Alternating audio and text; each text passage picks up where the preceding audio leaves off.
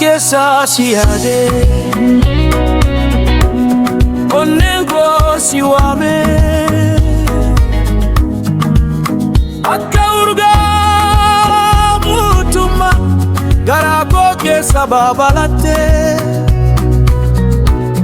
ati yeroo na ilaaltu addunyaan naaf ifa sagaleen kee qilleensa keessa na marsaa yaa jaallee koo lubbuu koo boqochiifta yeroo jalqaba si argu afaan dubbachuun na didee akka ifa barii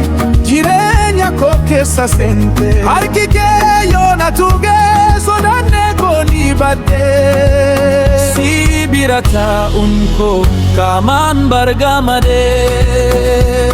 si malee hin guutu jiruun koo si laala hin argu iji koo jaalalli keenya akka lagaati niyaa dhaabbatu akka waashkama akka jilaa bultu akka simbira samii kan guyyuu deebitu bara baraan ni dhaga'ama meena kabiin gaddiisi abjuun koo si keessatti ijaaramte siin jaaladhe jechuun jecha qofa miti jiruu kiyya guutuu siif kenneera kottu dukkanni bari'us ansidiisu bontu odaa jilaa jecha gadaan jijjiramtu ansi malee jedhee gallee meenaaf kottu Jaalala jaalala dhugaa hinsitu yeroo kamuu karaa dheeraa yoo deemnu harkaa wal qabannee bubbeenis yoo ka'e walitti dhiyaanne jilaa abdiirratti mana ijaarranne mee kottu yaa bontu mee kottu yaa jaallee hayyaa bareeda si qofa barbaada si wajjin jirachuuf kunoo seenee waada si waliin dabarsaa gammachuu fi gaddaa yoo si waliin ta'e gadadoonis gammachuu rakkoon koosifs ba'e sababni isaas ati ana bira jirta jiruu koo guutuu gammachuu naaf guutaatti na ilaali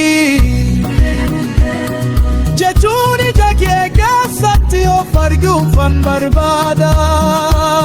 na dagaagii onneen koo maqaa kee qofa jechuun rukutaa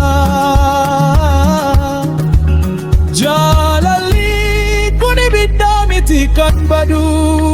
inni akka aduutti guyyaa guyyaan ni ifa Siin jaaladhe onneen koo sumaa filatte wal haa qabannu wal haa tiksinu jaalalli keenya sirbu jaalala keenya bara bara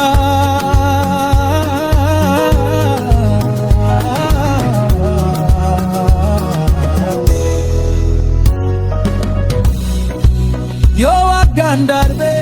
yoo rifeensi keenya keessa dibaheeyyuu ani amma illee akkan haraatti si jaalada jaalalli dhugaa yeroo hin beeku inni onnee keessatti bara baraan jiraata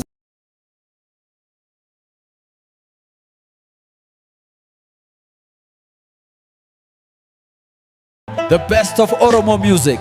exclusively on SirbOro Tube.